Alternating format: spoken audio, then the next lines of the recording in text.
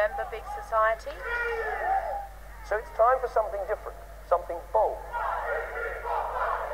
Something that doesn't just pour money down the throat of wasteful, top-down government schemes. The big society is that something different and bold. These young people embody David Cameron's vision, though they may not realise it. Can you put your hands up if you have heard of big society? They're doing National Citizen Service, and 60,000 will go through the 3-week course this year, costing us, the taxpayer, £1,400 a child. So it was the government's big idea in the manifesto last time round. The government wants to build a future generation of volunteers.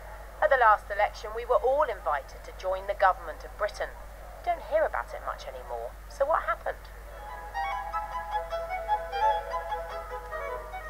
Big society may have been dreamt up around a metropolitan dinner table, but it did reach rural Cumbria, one of the first areas to pilot David Cameron's big idea. We've come here to find out about big society.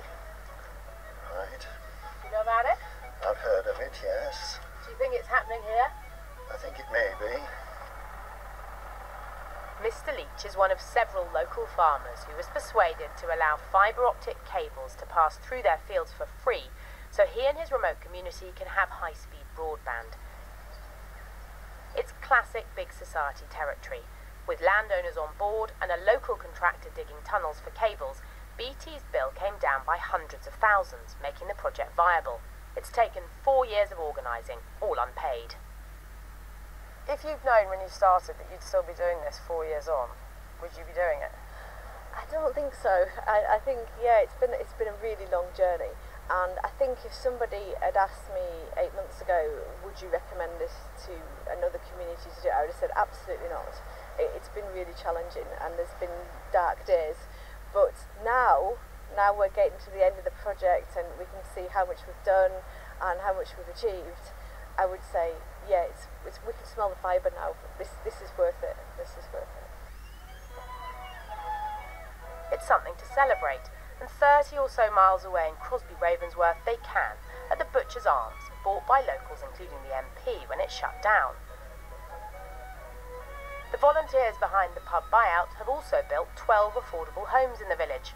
As a big society pilot area, they had support from Whitehall to navigate their way through red tape, procurement and other potential pitfalls.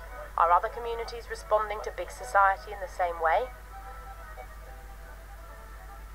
In fact, 15 neighbourhood plans like this are in train to build 6,200 homes in Britain. 27 community pubs have opened nationwide, not many when it's estimated 26 pubs shut down every week. The government says 400 more have been designated community assets to give them better protection. As for broadband, there are 5 community projects like Libby's going ahead in the UK. In the end, communities are sometimes stepping away, and I guess it's maybe they don't feel it's their business, or they don't feel they have enough time, or sometimes maybe they just don't want it enough, or maybe they think it's something the government should be doing for them. I also think government could help more by just putting these things up in lights and saying, in the end, if Libby can get superfast broadband to the house, there's no reason why you can't. This was your government's big idea. Why aren't they talking about it now?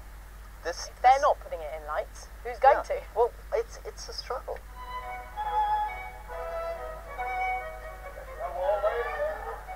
One of the problems might be that big society was always a bit amorphous.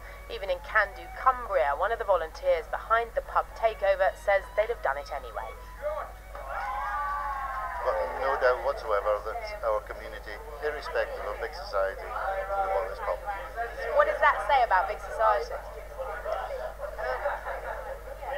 Simply that we didn't need big society to manage a project of buying a pub.